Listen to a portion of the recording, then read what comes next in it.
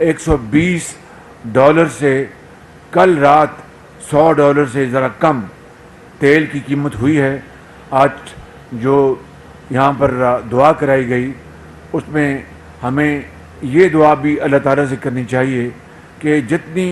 جلد تیل کی قیمتیں کم ہو جائیں اتنی اللہ تعالیٰ کی کمال مہربانی ہوگی کہ اسی طریقے سے بجلی بھی سستی بنے گی، گیس سستی ہوگی، گیس سستی بنے گی، اور عوام کو جو بے پناہ مہنگائی میں جو تباہ حال ہیں ان سے اسی طریقے سے ان کی گلو خلاصی ہوگی۔ تو میں سمجھتا ہوں کہ آپ ہم سب کو اس کے لیے اللہ تعالیٰ کے حضور دعا کرنی چاہیے، اور انشاءاللہ رب تعالیٰ ضرور ہماری دعائیں جو ہے وہ قبول فرمائیں گے۔ 1 مہینے کے لیے یہ سفری سہولتیں جن کا آج آغاز کیا جا رہا ہے وہ فری ہونی چاہیے مکمل طور پر۔ 1 مہینہ عوام جو بیچارے مہنگائی کے ہاتھوں ستائے ہوئے ہیں ان کو 1 مہینے کے لیے یہ سفری سہولتیں مکمل طور پر فری دی جائیں، چاہے کوئی استاد ہے، چاہے وہ ریڑھی بان ہے، چاہے وہ ایک مریض ہے یا ایک بیوہ ہے یا یتیم ہے یا کوئی نرس ہے، ان سب کے لیے یہ۔ اور پھر یہ تقسیم جو ہے امیر اور غریب کی، اس تقسیم میں بھی کمی آتی ہے کہ ایک بس میں جب بیٹھیں گے ایک خوشحال گھرانہ بھی اور ایک غریب آدمی بھی، تو یہ پاکستان کے اندر جو امیر اور غریب کی جو تقسیم ہے اس میں بھی یہ یقیناً کمی آئے گی۔ اسی طریقے سے میں یہاں پر یہ عرض کروں گا کہ جو آپ نے ان تمام روٹس کے لیے، اس تمام کمپوزٹ پبلک ٹرانسپورٹ کے لیے جو ایک ہی کارڈ کا جو آپ نے اجراء کا انتظام کیا، اس کو فل فور پوری تندہی سے اس کو مکمل کریں تاکہ لوگوں کو مختلف روٹس کے لیے مختلف کارڈز نہ لینے پڑیں۔ تو یہ ایک بہت اچھا قدم ہوگا، اس کے لیے آپ مہربانی کر کے جتنی جلدی ہو اس کو مکمل کریں۔ آج خواتین و حضرات میری ایک اور میٹنگ ہے، کیونکہ بجلی دیکھیے کہ اتنی مہنگی بن رہی ہے پاکستان کے اندر، یعنی 100 اب آج میں میٹنگ کر رہا ہوں اور ایک منصوبہ بنا رہے ہیں بڑا جامع، جہاں پہ زراعت کے ٹیوب ویل ہوں، جہاں پہ لاکھوں گھر ہوں، جہاں پہ سرکاری دفاتر ہوں، جہاں پہ ہسپتال ہوں، اسکول ہوں، بلڈنگز ہوں، وہاں پر سستی شمسی توانائی کے ذریعے ہم پاکستان کی اندر اس کا جال پھیلا دیں شمسی توانائی کے ذریعے، اور مہنگی جو بجلی مہنگے تیل اور گیس سے بنتی ہے اس سے ہماری جو خلاصی ہو، کیونکہ اربوں ڈالر سال کے $20 ارب، اندازہ کریں $20 ارب کا تقریباً تیل اور گیس پاکستان میں امپورٹ کیا جاتا ہے۔ یہ غریب ملک جہاں پر ہم نے خود 75 سال اپنے پاؤں پہ ہم کلاڑے مارتے چلے آئے ہیں، اور اس قوم کی حالت کو سنوارنے میں جو ہم نے جو سیاسی لیڈرشپ ہے، چاہے وہ سیاسی حکومتیں تھیں یا وہ ملٹری ڈکٹیٹرشپ تھیں، سب نے مل کر پاکستان کی جو صورتحال کو کوئی بہتر نہیں کیا۔ میں سمجھتا ہوں کہ یقیناً بعض حکومتیں آئیں جنہوں نے اچھا کام کیا، لیکن میں آپ کو عمومی صورتحال کا ایک جائزہ پیش کر رہا ہوں کہ 75 سال میں ہم نے پاکستان کی صورتحال کو سنوارا نہیں، اور اگر میں آپ کو مثالیں دینا شروع کروں تو پھر بہت دل کو تکلیف ہوگی اور شرمندگی ہوگی کہ قرب و جوار میں ممالک کہاں سے کہاں چلے گئے، اور آج پاکستان ہم آج بھی ایک دائرے میں گھوم رہے ہیں۔ لہٰذا ہم نے آج میٹنگ بڑی مربوط اور بھرپور میٹنگ ہے، اس میں انشاءاللہ اللہ تعالیٰ نے چاہا تو ہم شمسی توانائی کے حوالے سے فیصلے کریں گے کہ کس طرح عام آدمی، عام گھرانے کو ہم وہ سولر پینل دیں، کس طرح ان کو ہم قرض لے کے دیں، سستا قرض، اور کس طرح وہ महंगी बिजली से, महंगी बिजली के बिलों से उसकी जान छूट जाए। जिस तरह पंजाब में वज़ीर पंजाब ने बहुत इनकलाबी इक़दाम का ऐलान किया है कि वहाँ पर 100 यूनिट जो बिजली इस्तेमाल करते हैं वो गरीब तरीन घराने हैं, और ये 90 लाख ये घराने हैं, तो 90 लाख को अगर आप 6 से ज़रब दें, क्योंकि एक घराना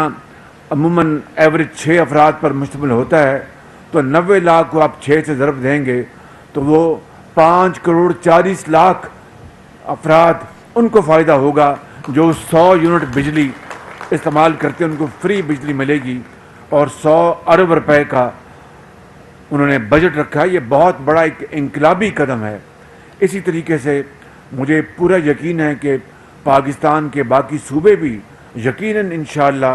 वो बहुत अच्छे फ़ैसले करेंगे अपने सूबे के अवाम की खुशहाली के लिए। और इसी तरीके से वफाक में हम शमसी तवानाई के हवाले से हम इंशाअल्लाह आज मीटिंग करेंगे और उसके बाद उसके फ़ैसले करेंगे। इसी तरीके से मैं यहाँ पर अर्ज़ करना चाहता हूँ कि आज राना सनाउल्लाह साहब ने जो इस्लामाबाद पुलिस के हवाले से जो उनकी बहबूद, उनकी खुशहाली, उनकी तरक्की और उनकी प्रोटेक्शन, और साथ ही साथ उनके जो शोहदा हैं उनके बच्चों, यतीम बच्चों और बेवाओं के लिए जो काविशें कर रहे हैं, यकीनन राना सनाउल्लाह पंजाब में मेरे साथ 10 साल ये पंजाब के लॉ एंड ऑर्डर के मिनिस्टर हैं। इनको बेपनाह तजुर्बा है हर चीज़ का, सेफ सिटी का इनके हाथ से गुजरा है। दिन रात हमने मिल के काम किया था, तो इनको एक एक चीज़ का बहुत अच्छी तरह अंदाज़ा है कि अगर हमने आवाम की जान व माल की हिफाजत करनी है तो उससे पहले जो पुलिस और इंतज़ामिया की जो प्रोटेक्शन है, उनके बच्चों के लिए पैकेज हो या उनकी ट्रेनिंग हो या उनको सहूलतें देने के लिए या आलात इक्विपमेंट मुहैया करने के लिए, तो राना सनाउल्लाह साहब इसके बेहतरीन माहिर हैं। मुझे पूरा यकीन है कि जिन तमाम जो इक़दामात का उन्होंने यहाँ पर ऐलान किया है उनको न सिर्फ मेरी पूरी तायीद हासिल है, बल्कि उसके लिए हम इंशाअल्लाह, चाहे वो हस्पताल है पुलिस के लिए, चाहे उनका बच्चों का पैकेज है, चाहे वो दूसरे जो उन्होंने यहाँ पर बताए हैं। पंजाब में भी जब मैं खादिम था पंजाब का, इसी तरह के पैकेज हमने वहाँ पर पुलिस के बनाए, और यहाँ पर उन्होंने आते ही पुलिस की तनख्वाह इस्लामाबाद की पंजाब के साथ इक्वेट किए। ये बहुत शानदार इक़दाम हैं और इसके लिए मैं राना साहब को भरपूर उनकी तहसीन में करता हूँ। इसी तरीके से शटल सर्विस का यहाँ पर ऐलान हुआ, और रवात से लेके जो कोराल एक्सप्रेस वे जो है उसका हमने जायज़ा ले लिया हुआ है। इसके लिए इंशाअल्लाह दिन रात हम काम करेंगे और सारे फंड्स मुहैया करेंगे। लेकिन मेरे बुज़ुर्गों, भाइयों और मेरी बहनों, और यहाँ पर वफाकी वज़रा और सरकारी अफसरान बैठे हैं, ये कौम की अमानत है। एक एक पाई ये कौम की अमानत है। मुझे बड़ी तकलीफ़ होती है कि जब मैं बड़े बड़े मनसूबों पे जाता हूँ तो वो ऐसे ऐसे ठेकेदारों के हवाले कर दी गई जिनको ना अलिफ का पता है ना बे का पता है, और उनको मैं यहाँ पर कोई सियासी बात नहीं करना चाहता, कोई इल्ज़ाम तराशी देना नहीं चाहता, लेकिन इंतहाई नाकस प्रोक्योरमेंट और टेंडरिंग के नतीजे में इस गरीब कौम के जो आज सिर्फ कर्ज़ों के ऊपर ये ज़िंदा है, अंदाज़ा कर लें वो कौमें जिन्होंने कर्ज़ लेके कर्ज़ ख़त्म कर दिए और आज अपने वसाइल पर वो ज़िंदा हैं और बड़े फ़ख्र से वो दुनिया में वो अपना लोहा उन्होंने मनवाया है। आज हम अभी भी कर्ज़ों में हम बिल्कुल जकड़े हुए हैं, और वो कर्ज़ भी हम अगर शफाफ तरीके से हम पाकिस्तान के अवाम की खदमत के लिए उनके कदमों में निछावर ना करें तो इससे बड़ा कोई और जुर्म नहीं हो सकता। इसलिए मैं समझता हूँ कि मैंने यहाँ पर आते ही 3-4 मरतबा मैंने हदायत दी हैं, और कल मैंने फ़ाइनल ऑर्डर दिया है कि अगर आइंदा अगर किसी भी मंसूबे की तामीर के लिए, चाहे वह सड़क है या पब्लिक ट्रांसपोर्ट है या कोई अस्पताल है या कोई मंसूबा है पन बिजली का या कोई और बड़ा प्रोजेक्ट है, कोई भी मंसूबा अवामी खदमत और खुशहाली के हवाले से अगर आइंदा बग़ैर मेयारी टेंडरिंग के, जिसमें ایک اس کا تجربہ ٹھیکیدار کا کہ انہوں نے کتنے سال کام کیا ہے، اس کا کتنا سرمایہ ہے، کتنے انجینئرز ہیں، میں تفصیل میں نہیں جا رہا. معیاری ٹینڈرنگ اسپیسیفکیشن کے بغیر